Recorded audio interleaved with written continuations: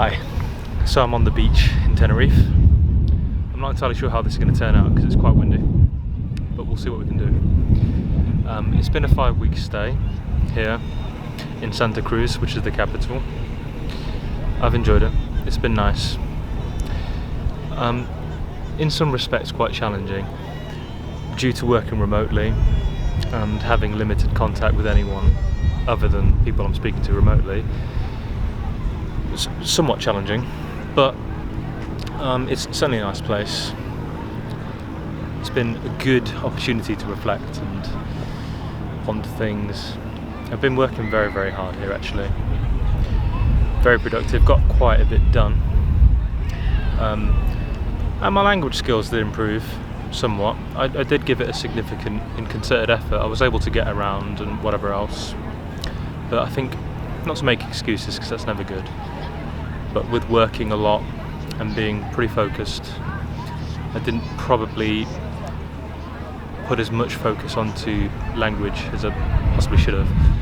But it's okay, if you're determined you can just keep hammering. So what I'm going to do is I'm going to keep pushing forward and try and get myself to conversational fluency in Spanish. What really drew me to coming here was the climate. It's got a fantastic full spectrum light year round pretty much, and that's really rejuvenating even. Been very active, been training a lot, which is good. I do need to get back and get fit again, and I've lost a significant amount of weight, but I've got a lot more to go still, but I'm just going to keep hammering it. Probably move the camera around and give a bit of a 360 tour, but it's a sincerely very lovely looking place. It's beautiful. Only criticism would be though, and it's been an important learning point, isolation when travelling alone is challenging. I think if your language skills are okay, you can meet people and make friends and form connections, and that can make it far easier for you to sustain mentally. But my Spanish skills still need a lot of work.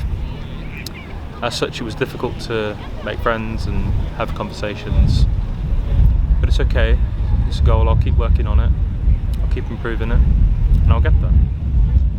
But I can't fault the climate. It is it's a stunning place, it's a wonderful climate.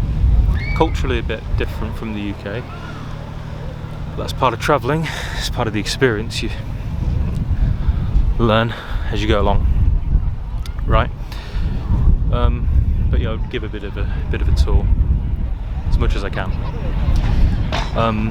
So I'm been here for 5 weeks, and my feelings are it's physically stunning. It's good if you like nature, if you like to be outdoors. You can spend a lot of time outdoors. But culturally, being from the UK, born and raised, it's a very different culture. It's quite weird, to be honest. People are a bit more withdrawn. They keep themselves very much themselves, and if you're not used to that, it's a bit weird. I've certainly been to places where people were friendlier, I can say that, but at any rate, very nice, very, very physically pretty place. I think if I was to come back in another year when my language skills are better, I'd probably have a better go at meeting people and whatever else. But yeah, overall good trip. So we get back, get focused on my goals and objectives, and keep hammering. That's all you can do, right?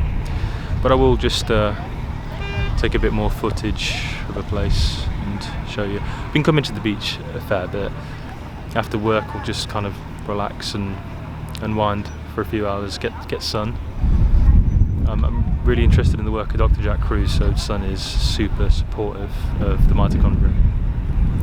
And really pushing, getting back in the gym. Had a long absence, but very much back to it now.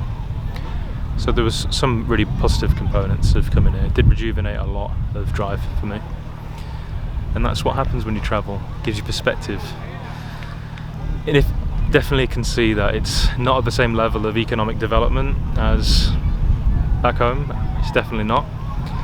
And I, you know, do miss the comfort and efficiency, brilliant things that you kind of take for granted when you're from an amazing country like England.